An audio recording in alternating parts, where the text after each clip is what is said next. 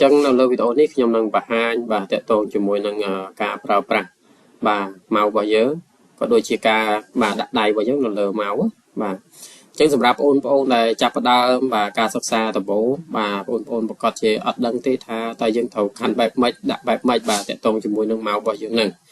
ចឹងនៅលើវីដេអូនេះខ្ញុំធ្វើការបង្ហាញបាទតើអញ្ចឹងតកតងជាមួយម៉ៅចឹងយើងត្រូវស្គាល់សិនម៉ៅរបស់យើងគឺវាមាន3ផ្នែកណាវាមានផ្នែកនេះខាងឆ្វេងនេះមួយខាងស្ដាំនេះមួយនិងកណ្ដាលនេះមួយបាទអានេះតកតងជាមួយផ្នែករបស់ម៉ៅយើងប៉ុន្តែមានម៉ៅមួយចំនួនទៀតវាមានគេ design មកសម្រាប់មានចាក់អូយ៉ូចាក់អីផ្សេងទៀតអានឹងខ្ញុំអត់និយាយទេខ្ញុំនិយាយតែលើតែម៉ៅទូទៅទេបាទតើអញ្ចឹងនៅក្នុងការទៅរៀបដៃរបស់យើងបាទគឺយើងទៅរៀបបែបនេះដោយមេដៃរបស់យើងអបនៅផ្នែកខាងឆ្វេងបាទនៃម៉ៅហើយច្អល់ដៃយើងដាក់នៅលើផ្នែកខាងឆ្វេងនៃម៉ៅបាទកណ្ដាលនេះយើងអត់មានដាក់ដៃទេបាទនេះនៅពេលដែលយើងត្រូវការប្រើវាបាទយើងយកច្អល់ដៃយើងទៅដាក់ណានៅផ្នែកខាងកណ្ដាលនេះបាទហើយនៅផ្នែកខាងស្ដាំយើងគឺយើងប្រើដៃនាងរបស់យើងណាសុំទោសដៃកណ្ដាលរបស់យើងណាបាទ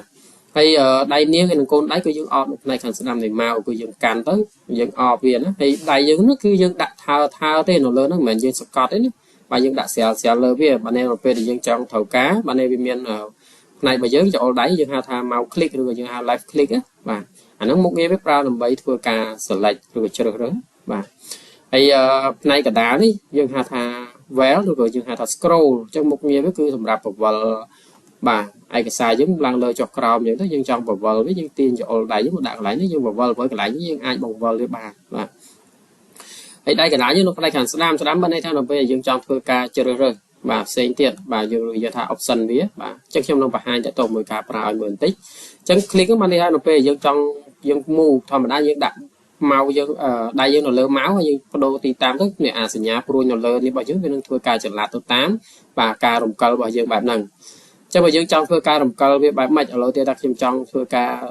ទៅទីតាំងណាមួយអញ្ចឹងយើងគាត់យកម៉ៅយើងទៅដាក់កន្លែងនោះយើងចុច click មកបានន័យថាវានឹងយកទីតាំងរបស់យើងទៅហ្នឹងឃើញទេបាទខ្ញុំចង់វាមកក្រោយបាទទៅមុខចឹងមកអញ្ចឹងវានឹងធ្វើការជ្រើសរើសទៅទីតាំងហ្នឹងបាទហើយទី2គឺតកតងជាមួយនឹង well ឬក៏យើងហៅថា scroll នេះបានន័យយើងមុខងារវាយើង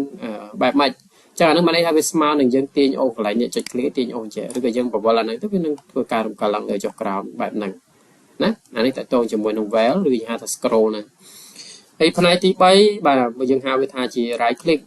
បានន័យថានៅពេលដែលយើងចង់ធ្វើការជ្រើសរើសឧទាហរណ៍អក្សរនេះខ្ញុំធ្វើការ select វាខ្ញុំចង់ធ្វើការជ្រើសរើសកែតម្រូវវាបាទឬក៏យើងចង់ copy វាអីអញ្ចឹងបាទអានឹងយើងអាចប្រើប្រាស់វាបែបហ្នឹងបានហើយសម្រាប់ការប្រើប្រាស់ទូទៅនៅលើកុំព្យូទ័ររបស់យើងវិញអានេះខ្ញុំនិយាយមិញទៅលើឯកសារអញ្ចឹងឧទាហរណ៍ថាខ្ញុំចង់បើកកម្មវិធីណាមួយណាបាទអញ្ចឹងនៅពេលដែលយើងចង់ធ្វើការបើកវាអ្នកទាំងអស់គ្នាគ្រាន់តែបាទយកចុងម៉ៅយើងទៅដាក់លើហ្នឹងបាទហើយយើង double click បាននេះអានេះវាមាន click នៅពេលយើងប្រើចុចអាសញ្ញាកន្លែងច្អល់ដៃយើងហ្នឹងពីរដងយើងវាស្មើនឹង double click អញ្ចឹងយើងចុចបើកវាពីរដងចុចឲ្យជាប់គ្នាណាបាទយើងនឹងបើកកម្មវិធីហ្នឹងមួយបានហើយបាទប៉ុន្តែបើសិនជាយើងអត់ទេខ្ញុំថាខ្ញុំចង់ប្រើផ្សេងពីហ្នឹងអញ្ចឹងអ្នកទាំងអស់គ្នាគាត់ដាក់ចំលើហ្នឹងម៉ៅស្ដាំមកបាទវាមាន option ឲ្យយើងរើសហើយអញ្ចឹងយើងអាចយើងចុចកន្លែងច្អល់ដៃយើងមកដើម្បីធ្វើការជ្រើសរើសអញ្ចឹងអាដៃខាងស្ដាំយើងនេះគឺជា option ណាបាទអញ្ចឹងយើងចុច click មកដើម្បីធ្វើការជ្រើសរើសបាទតើអញ្ចឹងខ្ញុំសរុបឲ្យមកវិញអញ្ចឹងតកតងជាមួយនឹងការប្រើប្រាស់ម៉ៅរបស់យើងម៉ៅនេះគឺវាស្មើនឹង select បាទនេះស្មើ option បាទនេះប្រើសម្រាប់បងវិលអញ្ចឹងសង្ឃឹមថាអ្នកទាំងអស់គ្នានឹងទទួលបានបាទចំណេះដឹងពីបាទការប្រើប្រាស់ម៉ៅហ្នឹងបាទសូមអរគុណជួបគ្នានៅវីដេអូក្រោយៗទៀតបាទ